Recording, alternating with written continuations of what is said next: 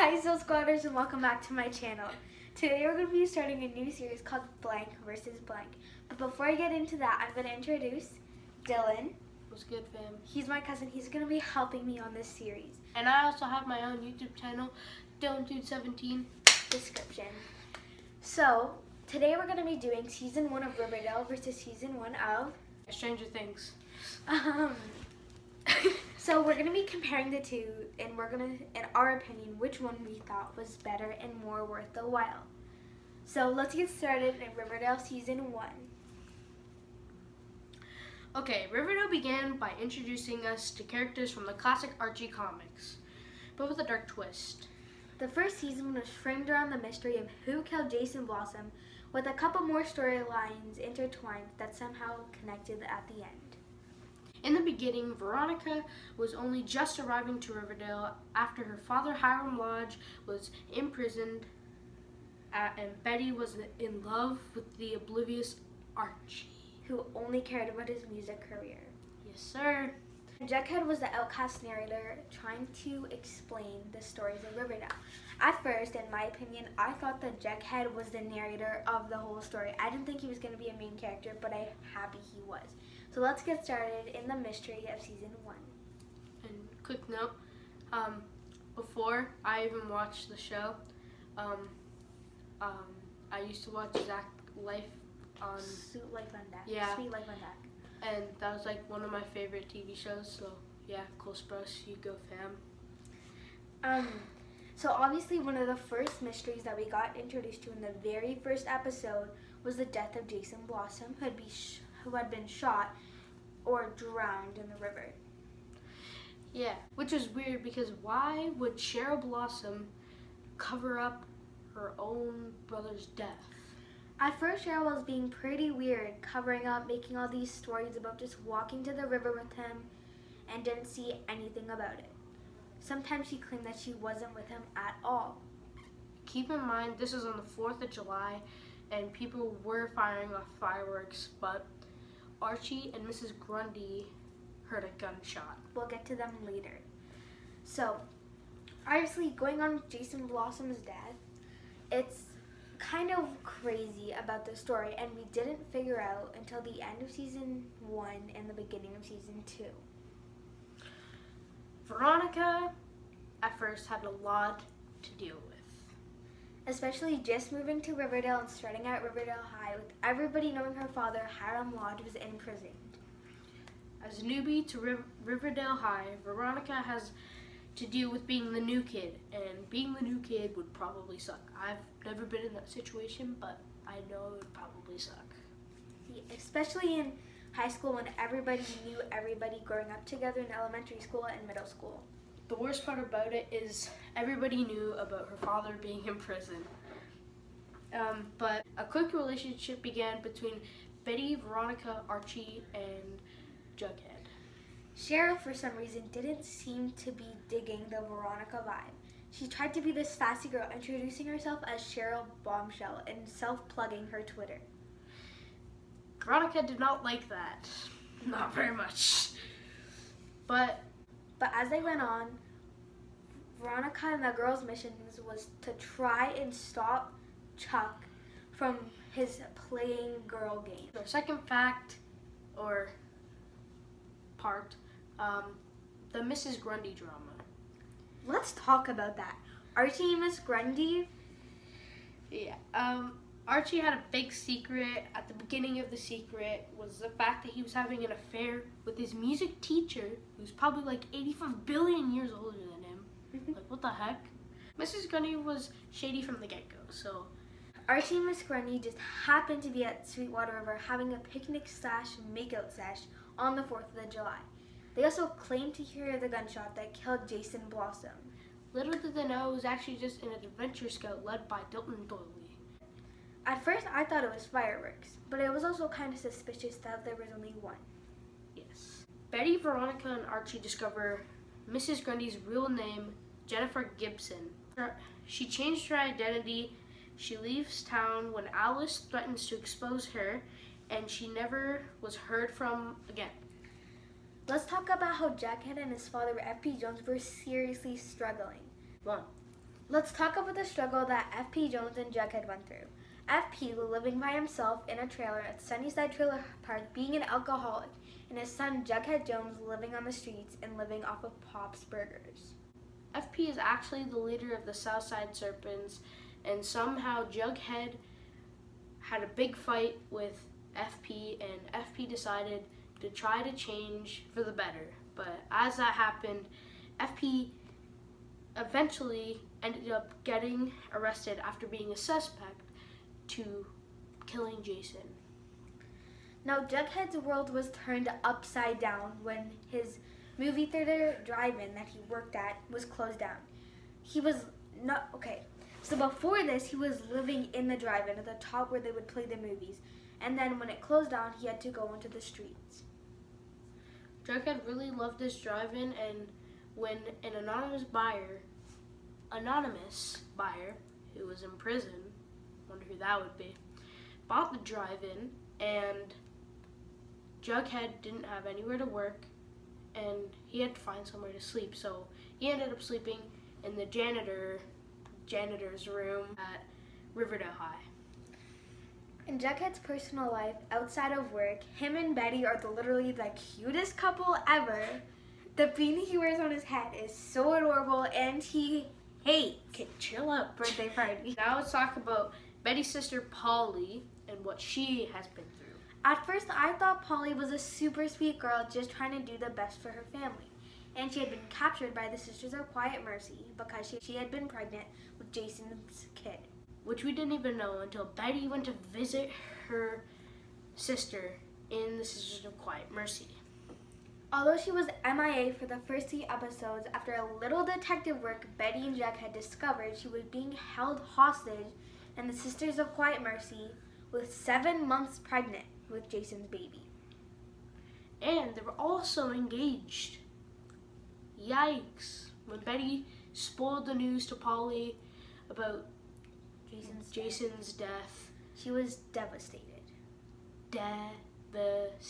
And it ended up Polly leaving the Sisters of Quiet Mercy by breaking a window To live with the Blossoms.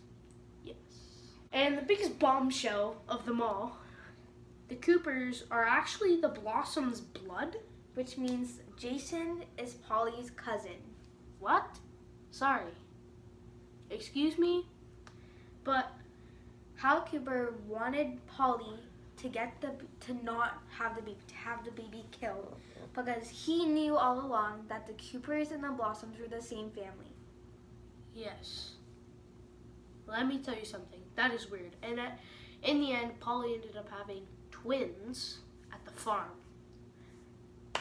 We'll talk about the farm later in another episode because that is season 2. Yeah. Polly had a big struggle with the Blossoms of keep claiming that they were taking her over.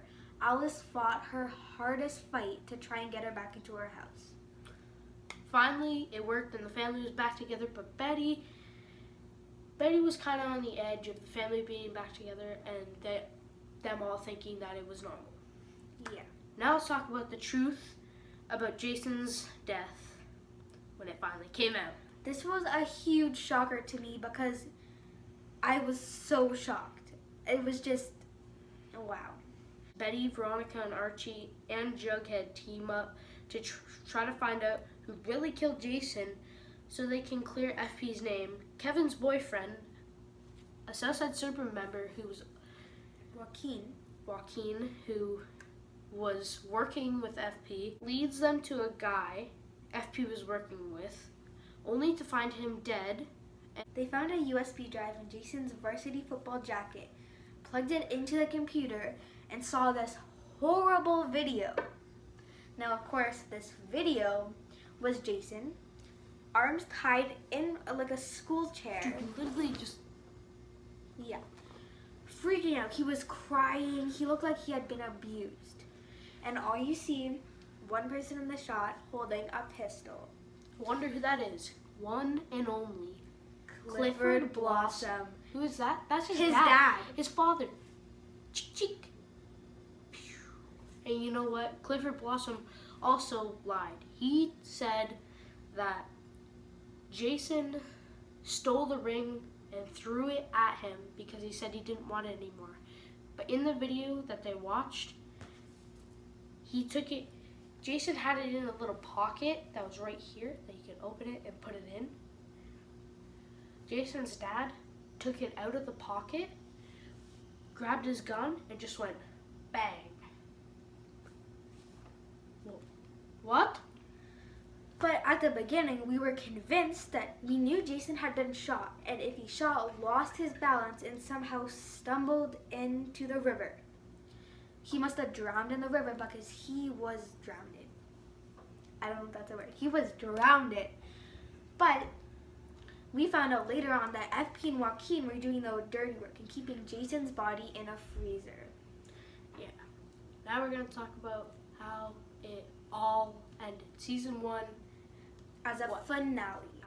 FP was still in jail, so Jughead is placed with a foster family and starts going to Southside High, which Betty does not like because they started dating. Yeah. What? Yeah. And then Polly found out that she had an older brother that Hal forced Alice to give up for adoption. Now you're probably wondering, why would they give up their own kid? Well, that's a couple seasons ahead. Yeah. Yep. Okay. Stay tuned. At the end of the episode, fans are left on a major cliffhanger when a gun robber tries to rob Pop's chocolate shop. Yeah, and he saw Fred Andrews and he just went pew pew pew pew. The robber forced a black ski mask on, so we had no idea who he was. But he was holding Pop a gunshot, telling him to give him all his money. Fred and Archie just happened to be there discussing stuff. Fred got up and tried to save Pop and jumped in front of the bullet, but sadly he got shot. Oof. It also ended by Cheryl trying to drown herself, but Archie, the madman, punched through the river of ice. Broke his wrist to grab Cheryl out. Yeah. And then at the end of the episode, we also saw Cheryl's mansion, huge house, getting burnt. Yeah, Thornhill getting burnt down because she burned it down. I don't know why. The reason she burned it down was because her dad, Clifford Blossom, after he found out that people had found out what he did, he decided to hang himself in the barn of their maple syrup business. Yes, sir. And it also ended as Archie. It was also offered a serpent jacket from a few Southside servants outside his trailer, who promised that the servants would protect him at all costs. He did take the jacket, which made Betty kind of upset. Because that would mean she would have a boyfriend that was a Southside serpent, which everybody thought was a problem in Riverdale, which was clearly not. So we were left on the major cliffhanger of whether Fred Andrews lived or died. Yeah. And that's Riverdale Season 1. In a nutshell. Yeah. That is the end of the Riverdale Season 1. Now we will be switching to Stranger Things Season 1. Which we just finished today. Yeah. I mean, a week ago. Mm-hmm. So there's only 8 episodes in Season 1, but they are quite long. They range from like 42 minutes to 52. Pretty long. So Episode 1, we were kind of getting into it. Okay, so the opening scene was the core 4 boys playing a game called D&D, Dungeons and Dragons. Yes, sir.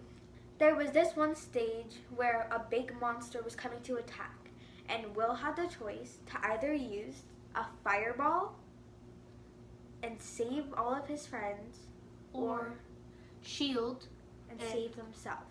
But 2 other party members wanted different things. One wanted a fireball attack, the other wanted a shield attack. So the dice ended up going everywhere. Yeet. They couldn't find it. But when Michael's mom asked him up, they finally found the dice after he picked fireball. And he had to get a 13 score up, but he only got a 7. which means the monster was after him. He- Just about after that move was played, Mike's mom told him that the group had to go home because it was time for bed. After they were playing for 10 hours. Whoa, jeez. So Mike stayed home and the rest got on their bikes. Dustin, Lucas, and Will were all going home. Lucas went a separate way as Dustin and Will were riding together. Dustin ended up challenging Will to a race And offered him to go home to read some comics. After they started going down a hill though, Will went way too fast and went ahead of him as Dustin randomly stopped. Dustin got home while Will continued riding. Now, all we saw, Will rode. As Will was riding, his light, because on their handlebars there was their bars, and then down, and then up again, and then it went down like that. And right in the middle, there was a flashlight, or like a light that they had on their bikes.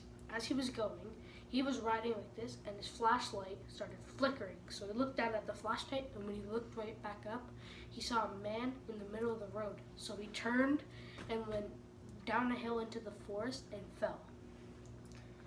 There was then this mysterious creature that we did not get to see, but it was chasing Will, and it was roaring. Will continued to ride his bike through the forest, panicking, trying to get away as fast as he could. But that wasn't working.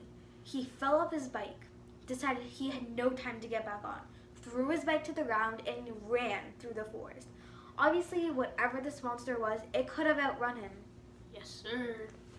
But when he got home, he was looking for his mom and his brother as they were not home because they were both at work. His brother was supposed to be home, but he was offered extra money, so he stayed working for another hour. The only person in his house was his dog. But it wasn't just like he walked into his normal house. The house was creepy. First of all, it's in the middle of nowhere. It's its old-looking farmhouse, literally surrounded by forest. But all the lights were off and flickering. It had a dark vibe. There was some black stuff on the wall that I don't think he realized. Yeah. He went to his phone to call 911, but when he called it, all he heard was nothing. He heard The signal broke. Yep. So he left his phone ring. He left his phone on the ground and ran to his shed. After he found out the creature not only stopped in the forest, but followed him home. Yeah.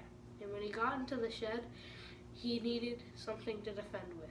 So he grabbed his rifle, started loading the ammo up with bullets, and he stepped back and was aiming at the door. When he realized that the creature was behind him, like up there, and he's like, and then we zoomed in at the light, and it kept getting brighter and brighter and brighter. And it went pitch black. The light was still on. The light was on, but it was dark. Yeah. The light went out, the fuse broke. And Will was gone. What? We were confused. We thought that it was going to be one of those scenes where Will ended up escaping and everything was fine. But The you know creature what? got him. Right after that, you know what happened? It was the really long intro. 10 minutes later, Stranger Things. After the first little part, It was the morning, and the mom, Joyce, and the brother, Jonathan, returned home. Jonathan did not see where Will went and thought he was in his bed, and his mom was running late for work, so she ran to wake him up. Will wasn't in his bed. She asked John, "Do you know where it is?" no way, Where- Jose. This was the beginning of the missing child, Will. Yeah, and after Will went missing, she called Mike's mother and asked if he slept over, and she said no. She asked if he got home, and she said, I guess he just went to school early. Like he usually did, to work with the science teacher.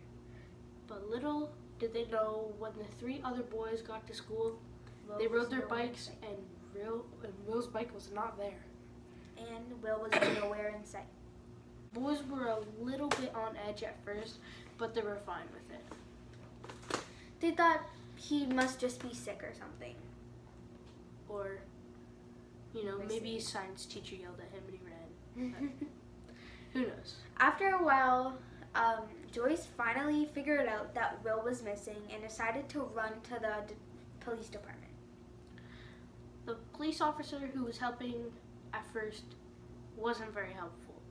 She was waiting there for a long time and he did nothing about it except question her.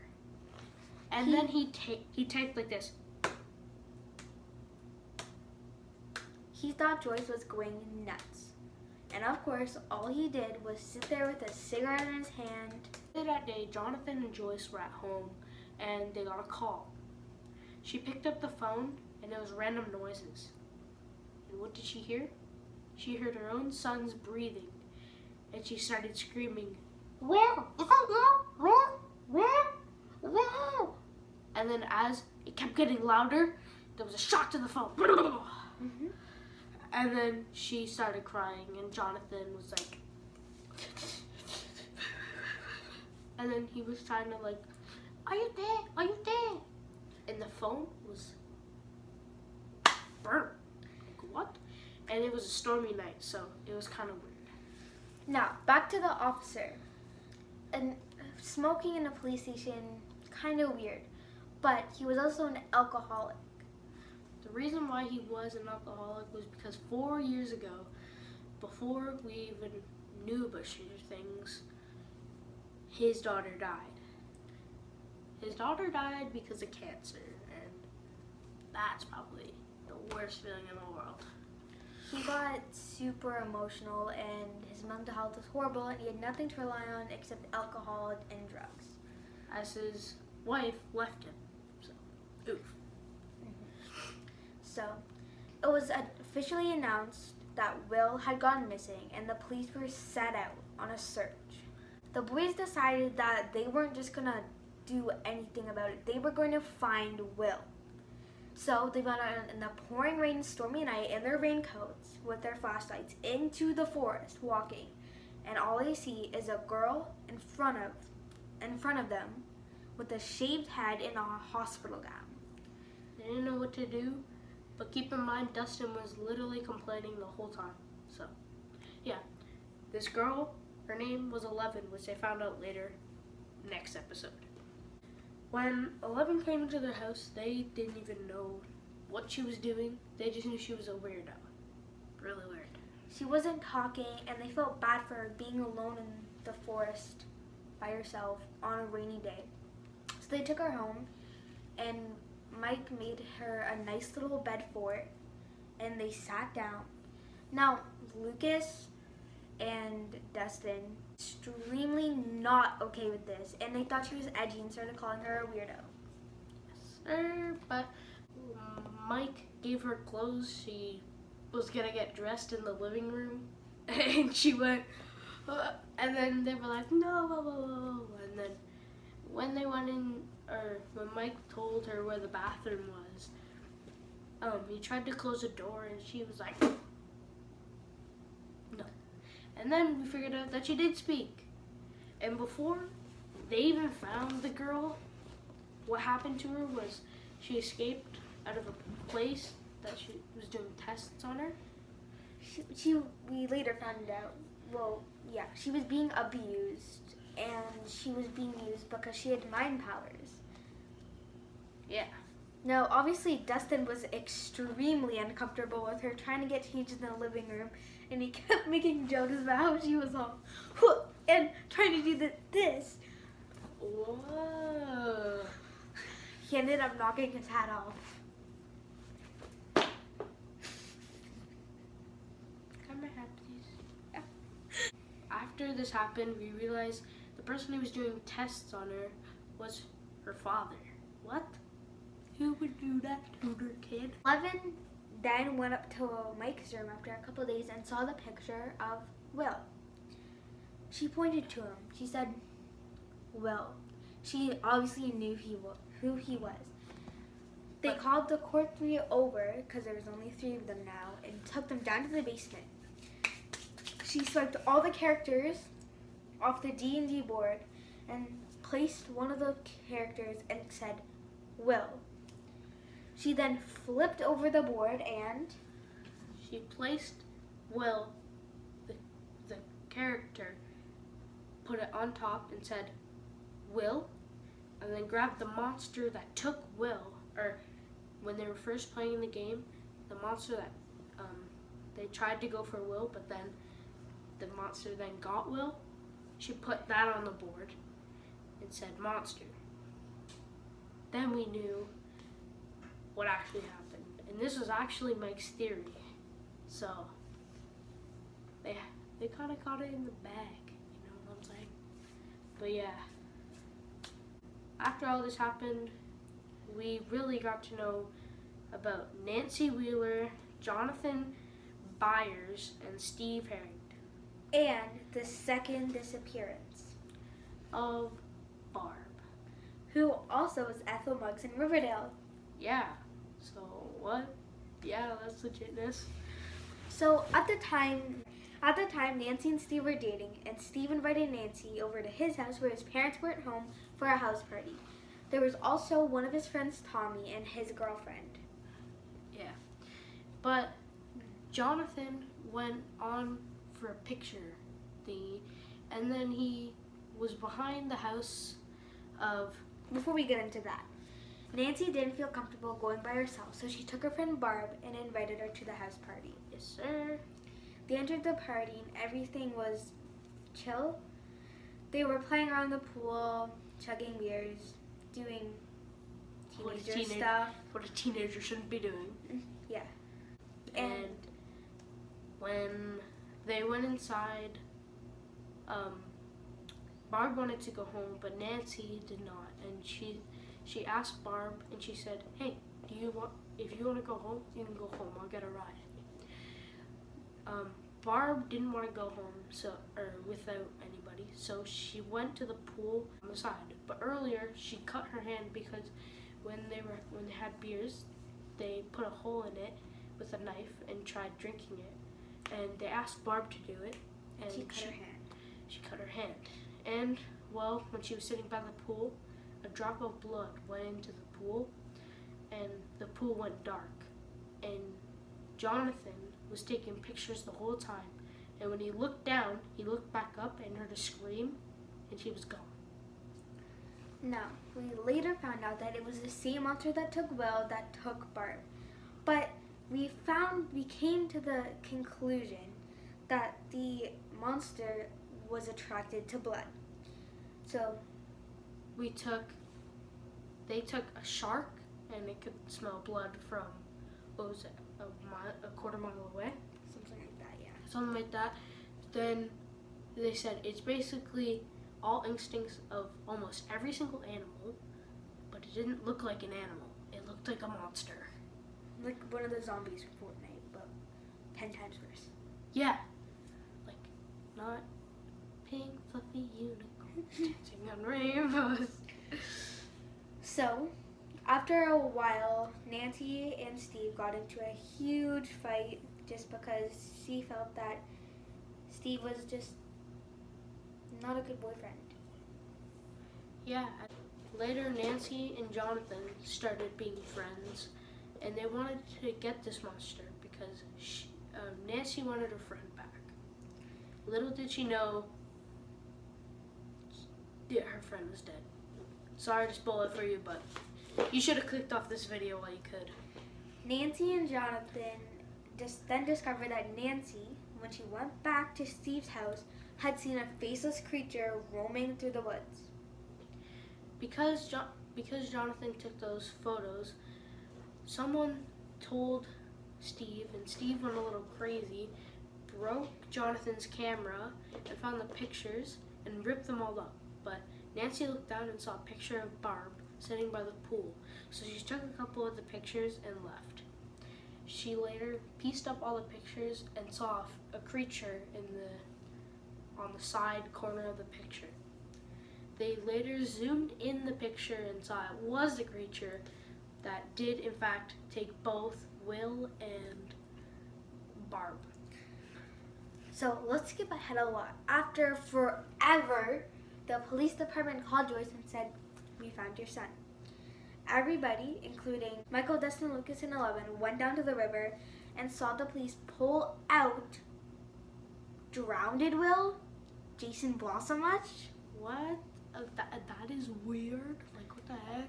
Anyways, The mom was Apparently not a lo- believing this. apparently 11 told the boys that he was still alive, and 11 was confused because she could communicate with Will. Not exactly like talk to him, but she could hear him in this other dimension, whatever it was. Joyce would not believe that it was her son in the water because they were communicating through Christmas lights Yes, sir. in this weird system. You'll have to watch to figure it out, though. Yeah. So, Jonathan decided that he was gonna plan the funeral because his mom was not.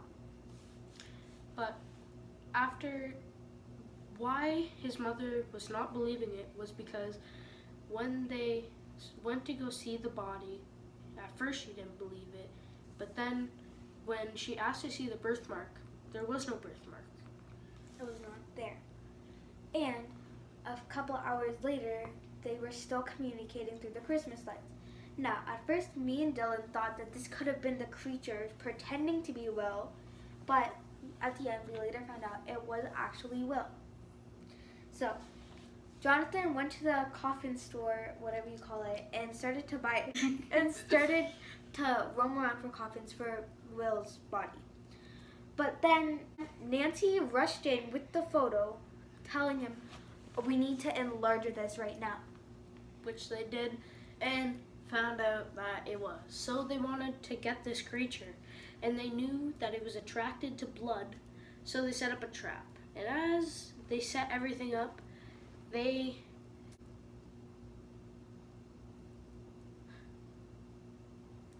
later that day, they went into the forest with a gun and a baseball bat, and they were looking around, and to their surprise, they saw a dead deer on the ground, covered in blood and surrounded by flies. next thing you know, it wasn't dead. It was almost dead. It was almost dead, yes. So Jonathan took the gun and was about to shoot it. And almost the second he put his hand on the trigger, ready to fire, an arm reached out and dragged the deer Into a the tree. other dimension, which is Through a tree. through a tree, yeah. But that tree was just not an ordinary tree. Nancy later crawled through that tree, which the deer went into, and it led to the other dimension that Will and Barb were in. Nancy kept calling for Jonathan. She saw this monster and the monster saw her and was chasing her. And Nancy was like, "Jonathan! Jonathan! Jonathan!" And Jonathan could hear Nancy, but he couldn't see her. And then they later found out that they were in two different dimensions.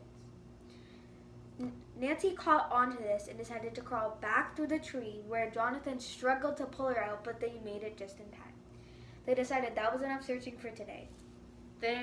When they went back to Nancy's house, Jonathan slept over because they didn't think they could be alone because they were both really scared. But as they were going to bed, Steve crawled up her window like he did on the first episode and saw them together and was really sad. And then it was the next day that Steve and Jonathan got into the fight, and Jonathan was like, "Bop, bop, bop, bop, bop, bop, bop," and Steve's face is like bloody here. They had to catch this sucker because they wanted to end it. So when they were setting up all the traps and things, what happened was they drew blood so that the monster would come, and Steve randomly just goes, "Knock, knock, knock, knock, knock. Hey, Jonathan, I just want to talk, man." Nancy answers his door, and he comes in, and she says it's not a good time right now. And then the lights start flickering because that was their plan. They knew when it was coming because the lights would flicker. When the monster came in through the roof, they all ran, and they couldn't hear the monster. But then after it was gone, they thought it was gone. Nancy told Steve to leave, and when he went into his car, he had a baseball bat in his car randomly, and then he looked over and saw the lights flicker, and you all thought Steve was a bad guy. No, the monster came back and they didn't know, and randomly Steve just goes, bah, bah, bah, bah. And then the monster goes into the trap, and then Jonathan sets the thing on fire, and then During this time, our light fell over, so you might want to flip your phone over. If not, you can't. That's bad. Yeah. Never mind. Dylan came to the rescue and fixed it. Okay, so Jonathan did this huge. Steve ended up beating up this monster and trying to light him on fire. I don't know. yeah, but then randomly Jonathan just goes, shh, and the monster got away. So, now that storyline's done. Back to 11. After weeks of hiding him, Mike's mother finally found out about her and her brain powers. So, they decided to make this tunnel pool thing where they filled it with water. She would lay down in it, put these black goggles on, and she would be in the other world. But it was a dark other world. She walked around and she saw Barb on the floor. But she was dead. Continue walking for a little more time. She saw Will's fort that he would always hide in. She walked in. Will was there. He wasn't dead. He was there. She was talking to him physically. And Joyce was talking to 11, telling her what to say to Will.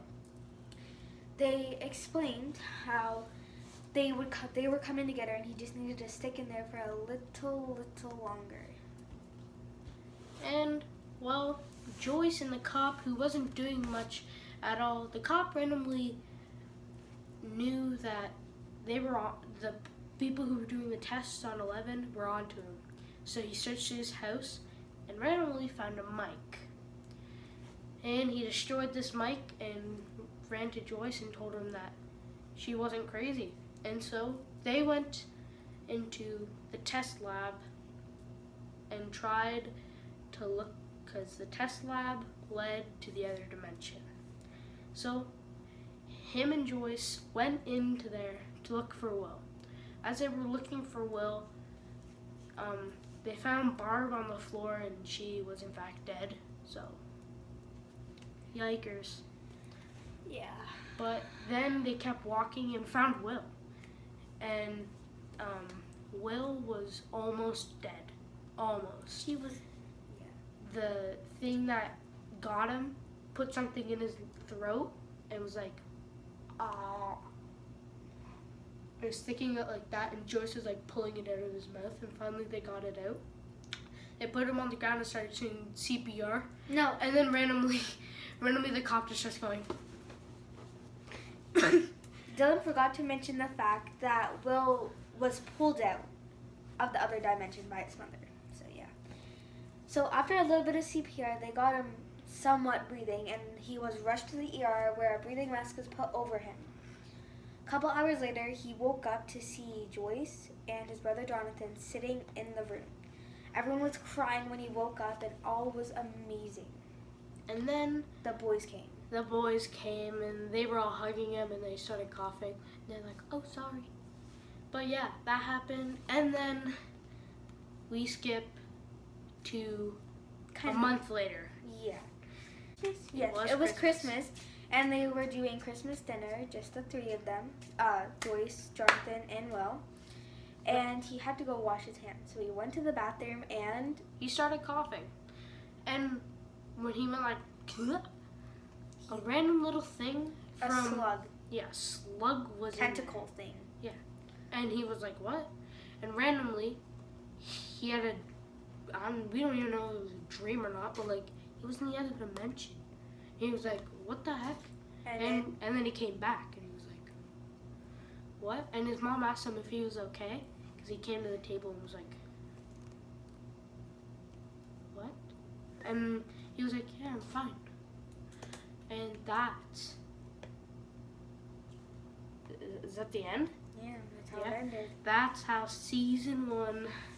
Of Stranger Things ended. And it was only 8 episodes, but they were long. They were very long. It took a day to finish them though, so... Yeah, it wasn't that bad. What do you think was better, Riverdale season 1 or Stranger Things? I feel it's hard to compare because they're two totally different storylines. 2 totally different. But then the thing is, we are leaving out on like a couple little details. But we want you to watch and figure that out for yourself. Yes, we left out a couple little details, but we tried our best. This video so far has been 50 minutes It's gonna be of cut recording short. raw, so we're gonna have to edit. But I personally, because I have watched all of the seasons and stuff, personally like Riverdale better, because I've only watched 1 season of Stranger Things. Maybe Stranger Things will get better, but there's also a new season of what's it called? Riverdale coming out, season 4. They're already filming. Let's go, babe. And yeah, so now I have another TV show to watch, Stranger Things. And yeah, that basically concludes our video, I guess. Yeah. All of our like social medias will be in the description. My channel will be there too, I guess. If you want something explained, like how Joyce and Will were communicating through Christmas lights, or any more questions about any of the series, just let us know in the comments and we'll make a quick video about it. Or you can add us on Instagram or Snapchat and we'll just text you. And also, if you're seeing this before our Q&A video comes out, then we're doing a Q&A and it's going to be on Instagram. So if you don't have an Instagram, get an Instagram. Follow us. My Instagram will be in the description. I did a poll or a question thing for the Q&A. Ask questions. We will answer them if they are not bad. Don't make them bad. And yeah, that is basically concludes our video. It's your channel, so you should end it. I hope you enjoyed this series. We'll be making more videos soon. She'll probably make some without me. Yeah. Because I won't always be here, but... There'll be some people in my videos. Yeah, there'll be other people. We hope you enjoyed this like we did. We enjoyed making this. It was really fun. And we hope you want to watch these shows. And also, if you want to... We'll probably make the bloopers anyway. Yeah, the bloopers will be here. They're amazing. And they totally don't involve lights falling. We almost died. We almost died like 5 times. Okay, so I don't really have an ending, but peace. Later. See you guys. Bye.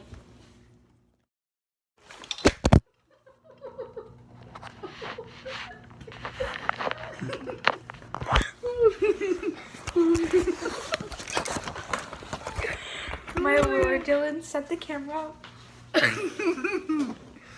Oh, that needs to be one of our bloopers.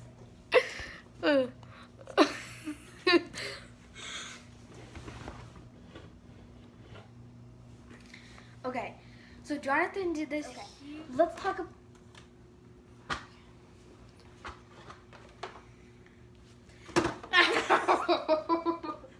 Okay. Oh My God. Okay. Okay, ready? 3, 2, 1. Lucas went a separate way. Lucas went I'm knocking his hat off. Can I have my hat, please?